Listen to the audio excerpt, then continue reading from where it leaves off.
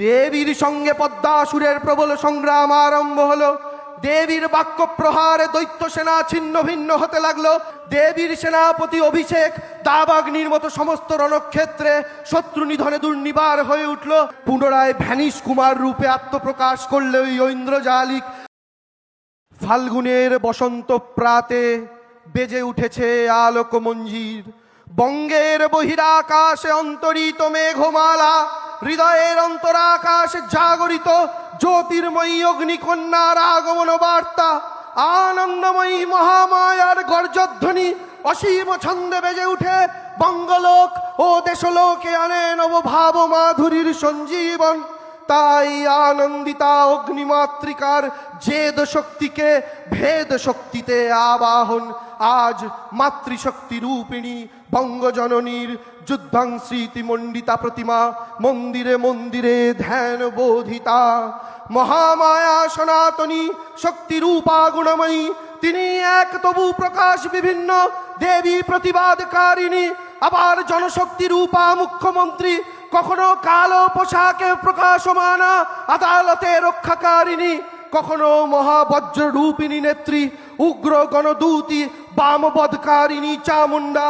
তিনি আবার নরেন্দ্র নিয়তি, তিনি সর্বপ্রকাশ মহাশক্তি পরমা প্রকৃতির পুনর্বিজয় হবে ভারত লোক তাই আনন্দমগ্ন।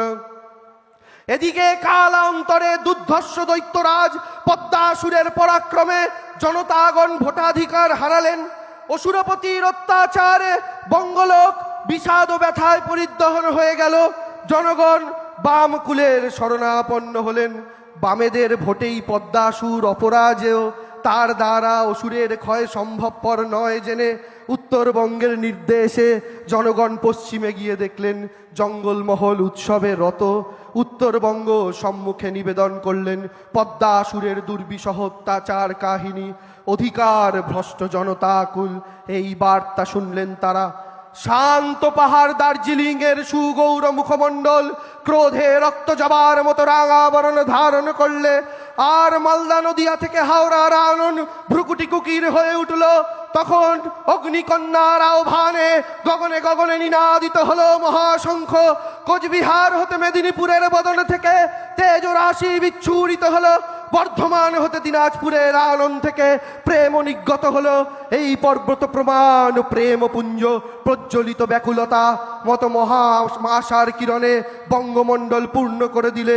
এই প্রতিবাদ রাশি একত্রিত হয়ে পরমা স্নেহবতী দিব্য স্ত্রী মূর্তি উৎপন্ন হলো। ইনি বঙ্গমাতৃকা মহামায়া। এই নারী শক্তি যুদ্ধমন্ত্রে ঘোষণা করলেন আত্মপরিচয়। এবার যুদ্ধের অংশটা, শেষ পাঠ। দেবীর সঙ্গে পদ্মাসুরের প্রবল সংগ্রাম আরম্ভ হলো। দেবীর বাক্য প্রহারে দৈত্য সেনা ছিন্ন ভিন্ন হতে লাগলো। পদ্মাসুর ক্ষণে ক্ষণে রূপ পরিবর্তন করে নানা কৌশল বিস্তার করলে।